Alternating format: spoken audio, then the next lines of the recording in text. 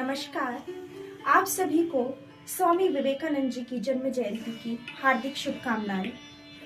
उत्तिष्ठत जागृत प्राप्य वरान्य बोधक अर्थात उठो, जागो और निरंतर तब तक चलते रहो जब तक आपको लक्ष्य की प्राप्ति ना हो जाए। ये जोश से भर देने वाली पंक्ति है स्वामी विवेकानंद जी की, जिनका जन्म 12 जनवरी को कोलकाता में हुआ था। इनके बचपन का नाम नरेंद्र दत्त था, जो कि बचपन से ही काफी प्रतिभाशाली थे। इनका मन भारतीय संस्कृति और आध्यात्म की ओर आकर्षित था। इसी कारण मात्र 25 वर्ष की आयु में ही स्वामी विवेकानंद जी ने आध्यात्म का मार्ग चुना और आध्यात्म का मार्ग अपनाने के बाद नरेंद्र दत्त जी को स्वामी विवेकानंद जी के नाम से जाना जाने लगा। ये अपने विचारों में कहा करते थे कि संघर्ष जितना बड़ा होगा, जीत उतनी शानदार होगी। इनके उपदेशों और विचारों से न केवल देश अपितु दुनिया भर के युवा उत्साहित हो जाते थे। इसीलिए आज 12 जनवरी को इनका जन्म दिवस राष्ट्रीय युवा दिवस के रूप में भी मनाया जाता है।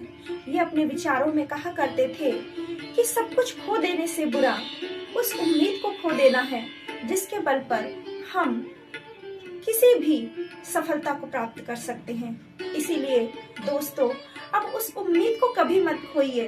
अपने अंदर वो आशा की एक किरण जरूर जगा के रखिए कि हमारे सामने चाहे कितनी भी बाधाएं आ जाए, हम अपने लक्ष्य को एक ना एक दिन जरूर प्राप्त करेंगे। आपने सुना होगा, गच्छन् पिपी लको याति योजना नाम शतान्यपि अगच्छन् वैन्त्येवपि पदमेकं न गच्छति। अर्थात एक छोटी सी चींटी को आप सभी ने देखा होगा। वो निरंतर चलती है चाहे उसके मार्ग पर कितनी ही बाधाएं आ जाएं, और चलते चलते वो एक दिन अपने लक्ष्य को, अपने मंजिल को पा लेती है। लेकिन एक विशालकाय पक्षी गरुड़ अपने स्थान से नहीं हिलता और वो एक भी कदम आगे नहीं बढ़ पाता। तो हमारे जो स्वामी विवेकानंद जी हैं, जिन्होंने अपने विचारों में हमेशा युवाओं को उत्साहित किया है कि आप लोग निरंतर अपने मंजिल की ओर अग्रसर रहो, चाहे कितनी बाधाएं आए, आप अपने मंजिल को पाने से कभी भी ना डिगो।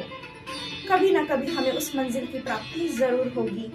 तो आप आइए, हम सब आज ये संकल्प ले कि स्वामी विवेकानंद जी के विचारों को, उपदेशों से हम प्रेरित होकर अपने मंजिल की ओर निरंतर आगे बढ़ते रहें, चाहे कितनी भी परेशानी हमारे जीवन में क्यों ना हो।